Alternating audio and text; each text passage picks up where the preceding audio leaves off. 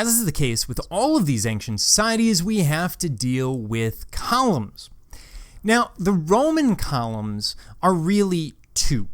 So they will use the Doric, the Ionic, and the Corinthian from the Greeks. The Romans are very much like Lady Gaga. They borrow from everyone else and make something that they call original. They will create two. The Tuscan, which is simpler than the Doric, and the Composite, which is nothing more than the Ionic added to the Corinthian.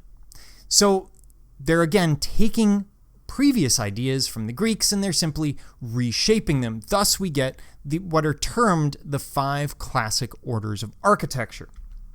Now, the Tuscan is plain, without carving or ornament. It looks a lot like the Doric, but you don't have the fluting, and the only carving there is a couple of bands at the top and the bottom. This can be a little bit simpler or a little more complex, but basically if you're looking at a Greek or Roman column with no fluting, you're probably looking at a Tuscan column. Of course, we have the Doric, Ionic, and Corinthian, of course in reverse order here, which are from the Greeks, and the Romans are going to use that on a regular basis. They don't give up on these forms. They simply reuse them and add thereto to them. Then we have the Composite.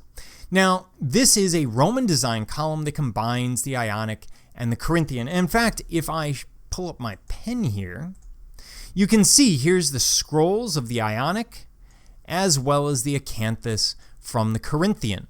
And so they're just combining the two. So if you see both of those elements together, it is a composite column. If you see just acanthus, then it's probably going to be a Corinthian column from the Greek Hellenistic period.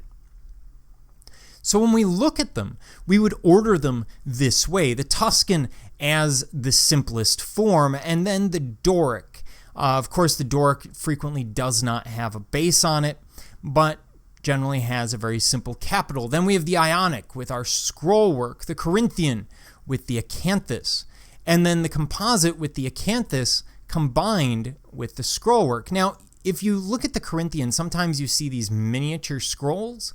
They're generally going to take on floral elements or leaf-like elements when you're dealing with the Corinthian. And of course, most of these will be fluted except for the Tuscan, which is generally not. These are the 5 orders of architecture, and the Egyptian columns haven't been forgotten, but they're really not used. The Romans do not base their society on the Egyptians. They see the Egyptians as foreigners from across the sea. Rather, the Romans see themselves as a development or outgrowth of the Greeks, especially in the imperial period or the empire period.